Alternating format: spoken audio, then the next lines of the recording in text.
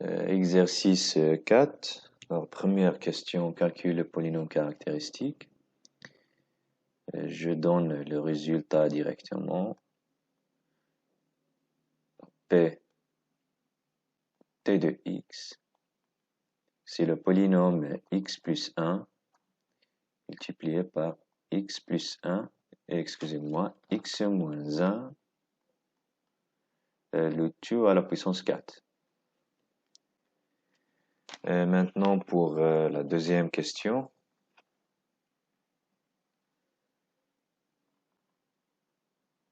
Alors, trouver les sous-espaces propres.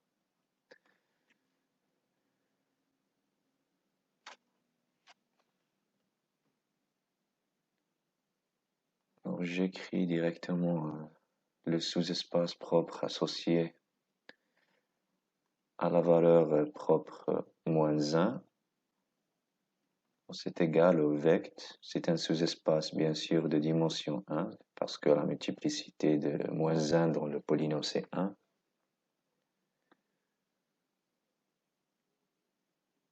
C'est engendré par E2 plus E3. Pour le sous-espace associé à la valeur propre 1, alors celui-là, c'est associé à moins 1. Témoin l'identité. C'est un sous-espace de dimension 2. C'est engendré par E1 plus E2, E4 plus E5.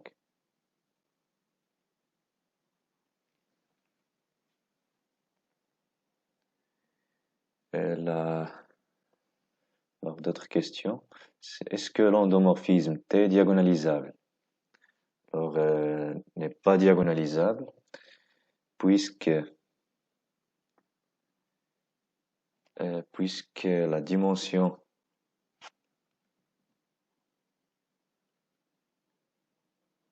du noyau de T moins l'identité est égale à 2. Alors, c'est différent de 4. 4, c'est la multiplicité de 1 dans le polynôme caractéristique. Ce qui implique que l'endomorphisme T n'est pas diagonalisable.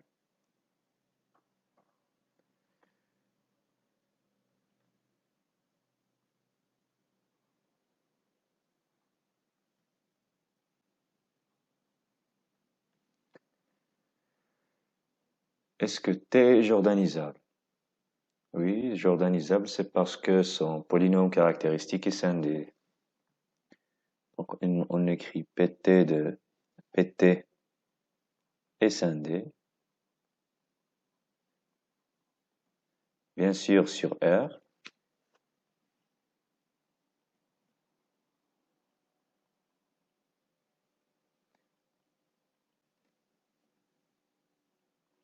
Implique que T est jordanisable.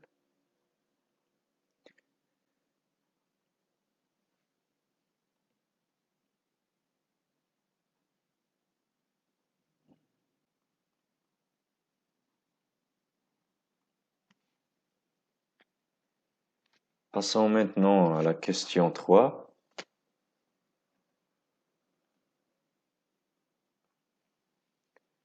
Déterminer la somme de T moins l'identité, la somme de T plus l'identité, et en déduire le polynôme minimal. Alors déjà, la somme de T plus l'identité, c'est 1. On a la somme de T plus l'identité est inférieure ou égale à la multiplicité de moins 1 dans le polynôme caractéristique.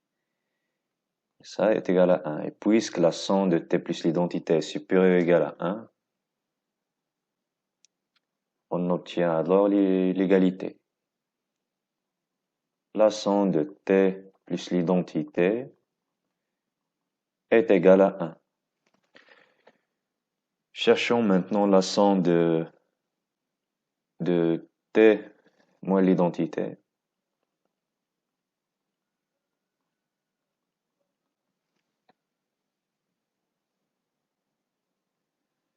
Il suffit de calculer le noyau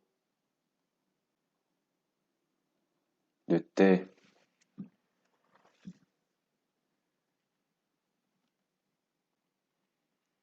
moins l'identité au carré, le noyau de T moins l'identité, le tout à la puissance 3, et le noyau de T moins l'identité à la puissance 4. Je note que 4, c'est la multiplicité de 1 dans le polynôme caractéristique. Et bien sûr, on peut s'arrêter plus tôt, c'est-à-dire on peut s'arrêter par exemple au niveau là. Alors le calcul du noyau de T moins l'identité au carré donne, c'est le sous-espace engendré par E1, E2,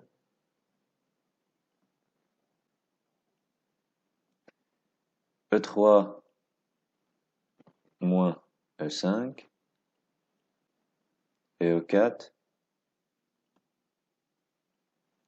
plus E5.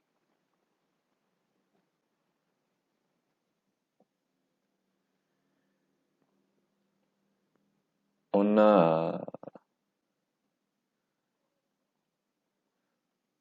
la dimension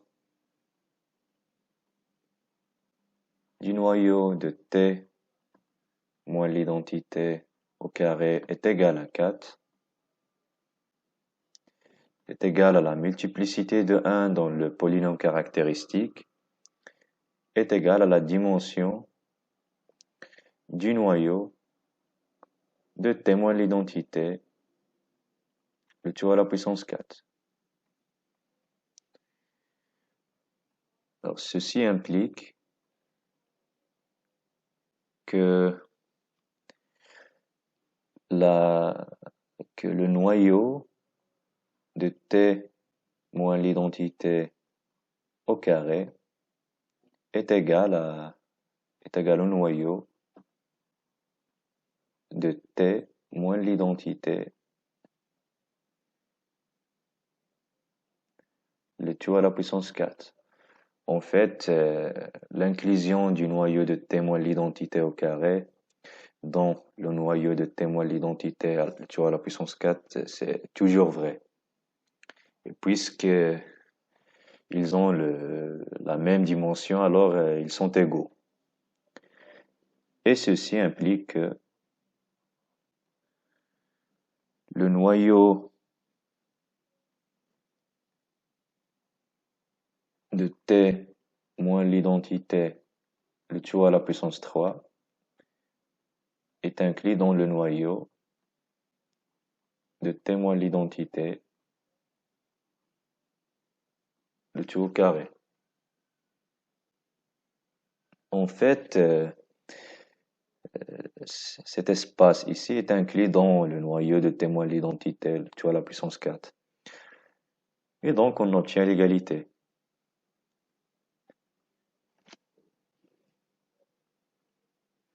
On obtient que le noyau de T moins l'identité tout au carré est égal au noyau de T moins l'identité, le tout à la puissance 3.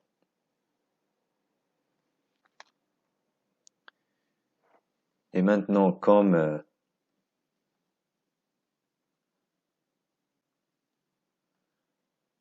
le noyau de T moins l'identité est inclus strictement dans...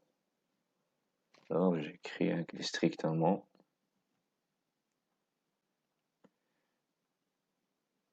Dans le noyau de T moins l'identité tout au carré, qui est égal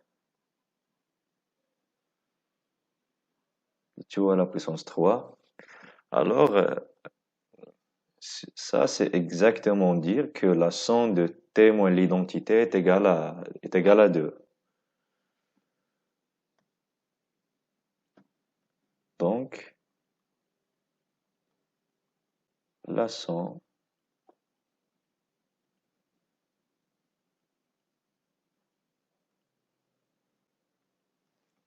est égale à 2. Et pour le polynôme minimal maintenant, alors j'écris mt de x pour le polynôme minimal. Alors, il possède les mêmes racines que le polynôme caractéristique, donc j'écris x plus 1 multiplié par x moins 1. Et bien sûr, il nous reste les multiplicités. Alors ici, j'écris la somme de t plus l'identité. Alors, c'est égal à 1, donc ici c'est 1. Et ici, j'écris la somme de t moins l'identité. Donc, c'est 2. Et d'où le polynôme minimal.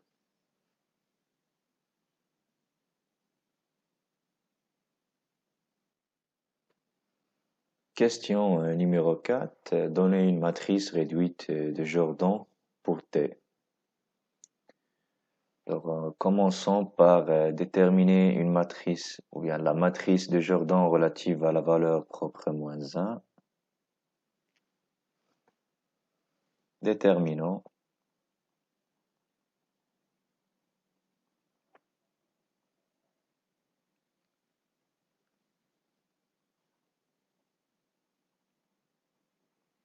La matrice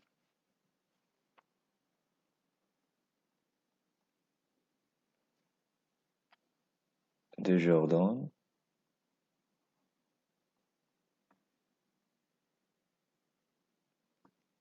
relative à lambda est égal à moins 1.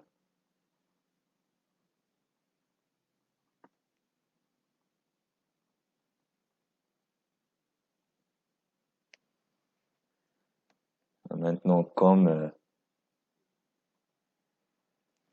le noyau, la dimension du noyau de t plus l'identité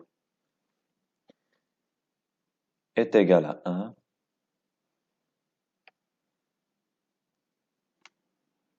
on obtient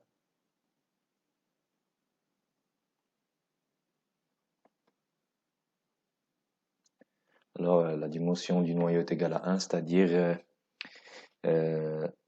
on n'a qu'un seul bloc de Jordan relative à lambda est égal à moins 1.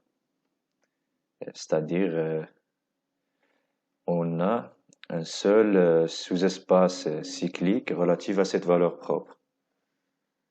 On obtient que alors le noyau de t moins plus l'identité à la puissance, la multiplicité de moins 1 dans le polynôme caractéristique, donc c'est 1, est égal à, c'est un sous-espace cyclique, on n'a qu'un seul sous-espace cyclique, engendré par un vecteur f1, ici j'écris t plus l'identité. Et donc on a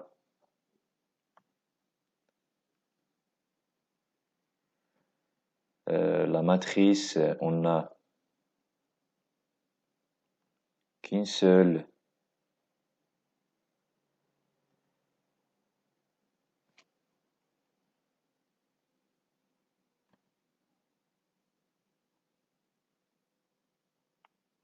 ou bien un seul bloc de Jordan.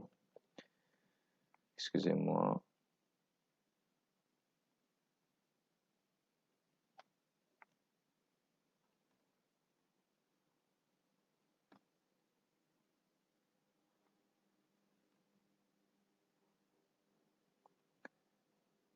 De la forme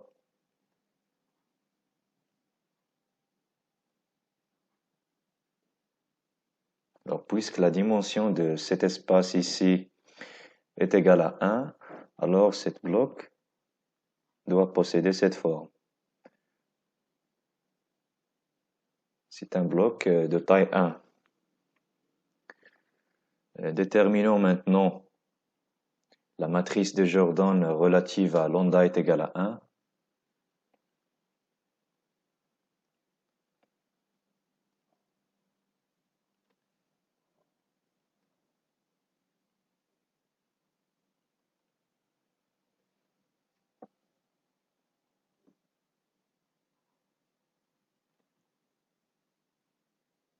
De Jordan.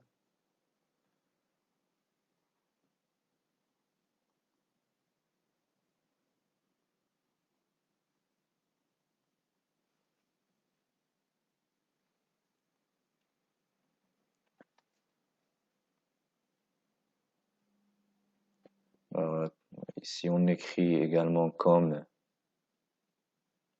la dimension du noyau de T moins l'identité est égale à 2. Alors, on a deux sous-espaces cycliques associés à cette valeur propre, la valeur propre 1.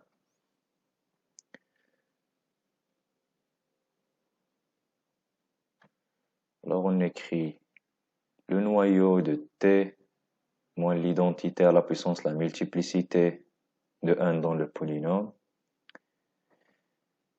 C'est une somme directe de sous-espaces cycliques F2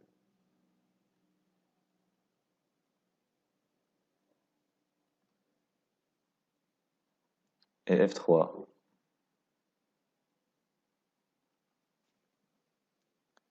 Et maintenant, il nous reste de déterminer les dimensions de ces espaces.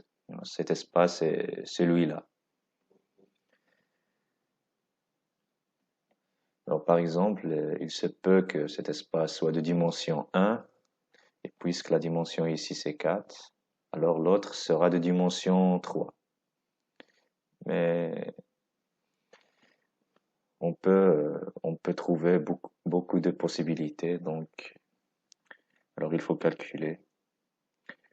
Calculons N1, le nombre des sous-espaces de dimension 1. C'est la C2 multiplié par la dimension du noyau de T moins l'identité. Alors, puisque je cherche les sous-espaces cycliques relativement à la valeur propre 1, alors j'écris T moins l'identité. Moins la dimension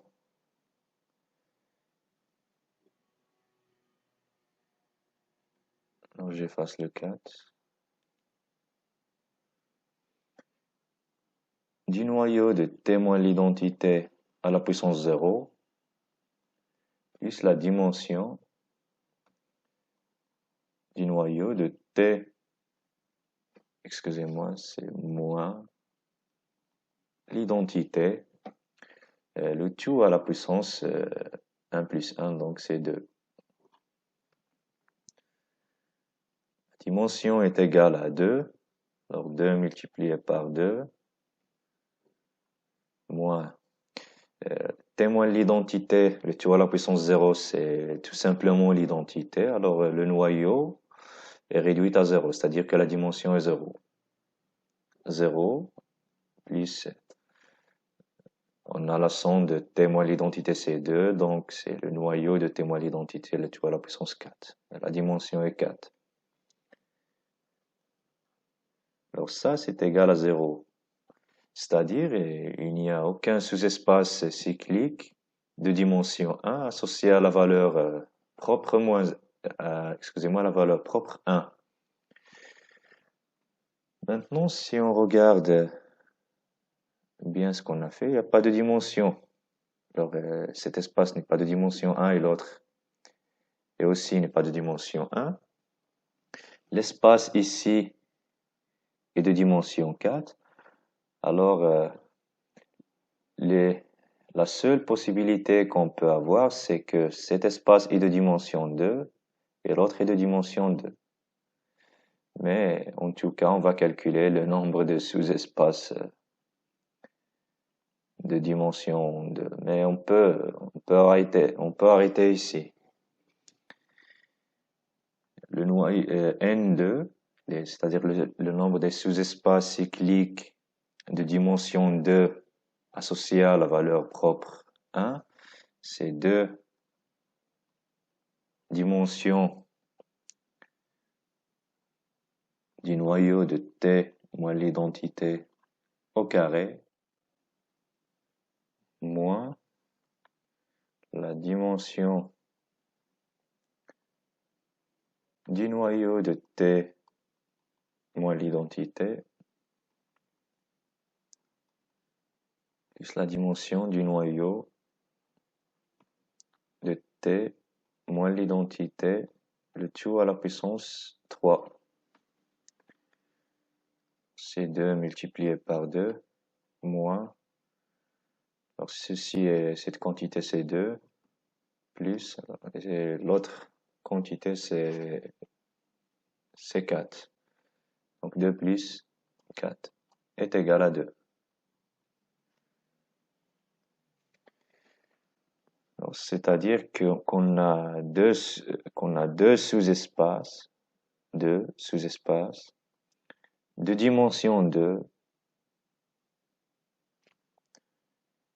relativement à la valeur propre, puisque je calcule la dimension du noyau T moins l'identité. Alors, cette valeur propre, c'est 1. Et finalement, je peux donner la matrice de Jordan relative à lambda est égal à 1. Alors, on a deux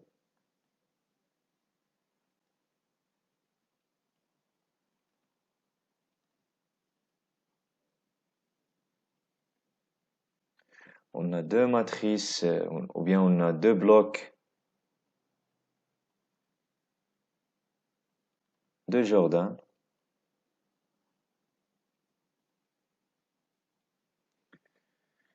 Deux blocs de Jordan.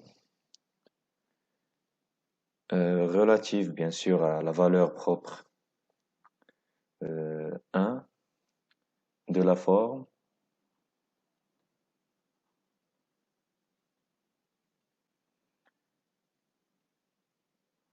dont la valeur propre c'est 1.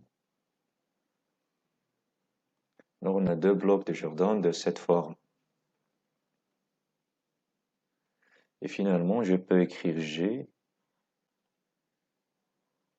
Alors le premier bloc de Jordan est de la forme moins 1.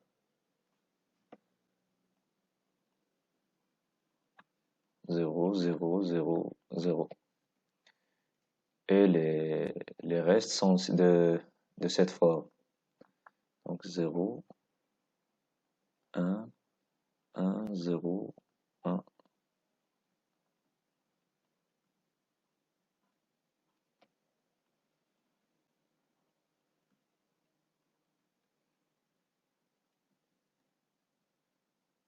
Un, 1, 0, 1.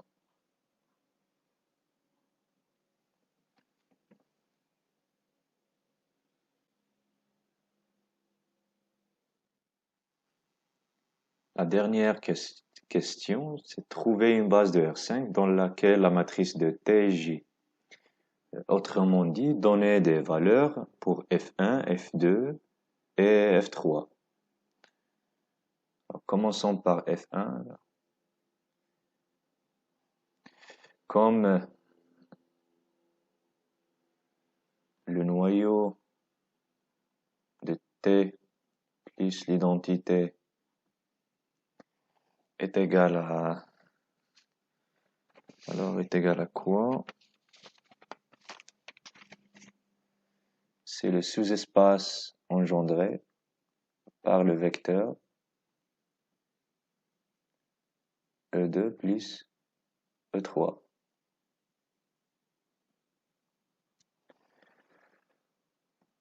Alors,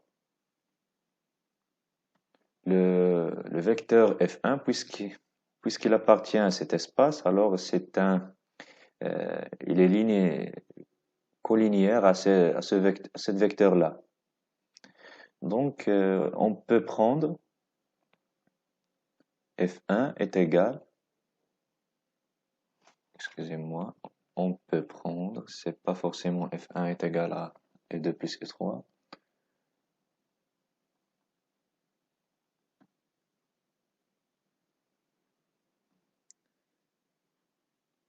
F1 est égal à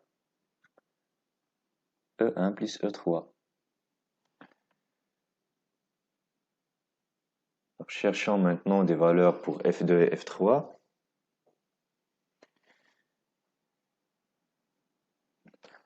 Tout d'abord, j'écris le noyau.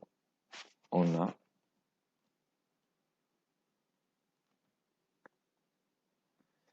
le noyau de T moins l'identité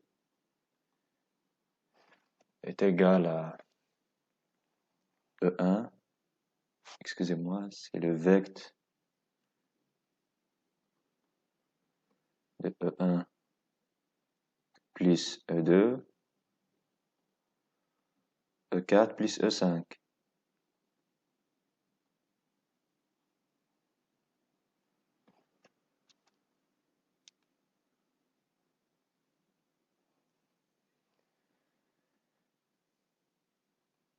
Et le noyau de T moins l'identité, le tout au carré, c'est le vecteur E1, E2, E3 moins E5, E4 plus E5.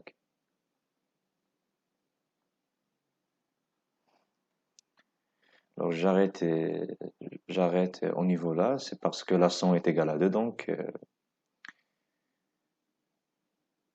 je vais pas écrire le noyau de T moins l'identité, la tout à la puissance 3, donc j'arrête ici. Maintenant, pour déterminer ou bien pour donner des valeurs au F2 et F3, alors notons cette famille ici par F1 par exemple. On complète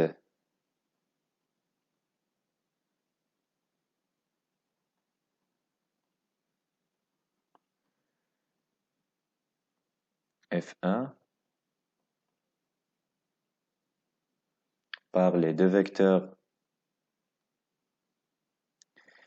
E2 et E5, excusez-moi, E2 et E3 moins E5, par exemple, pour obtenir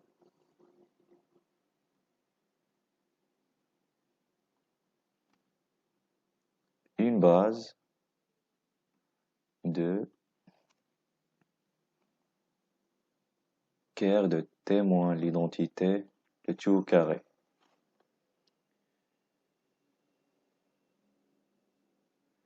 Et maintenant, si on pose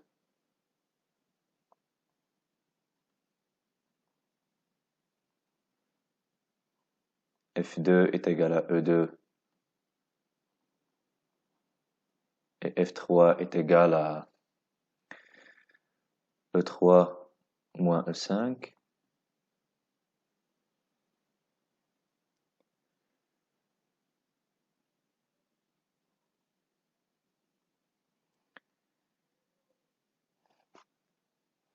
alors la famille F qui est égale à F1 T, c'est pas T, donc c'est T plus T moins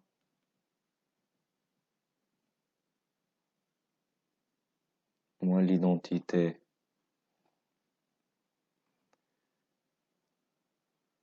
de F2 Témoin l'identité de F3. F3. Cette famille est une base convenable.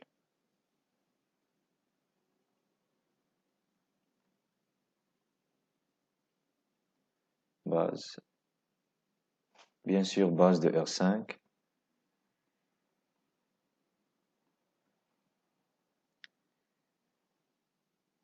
F1, témoin l'identité F2. Témoin l'identité. C'est une base de R5.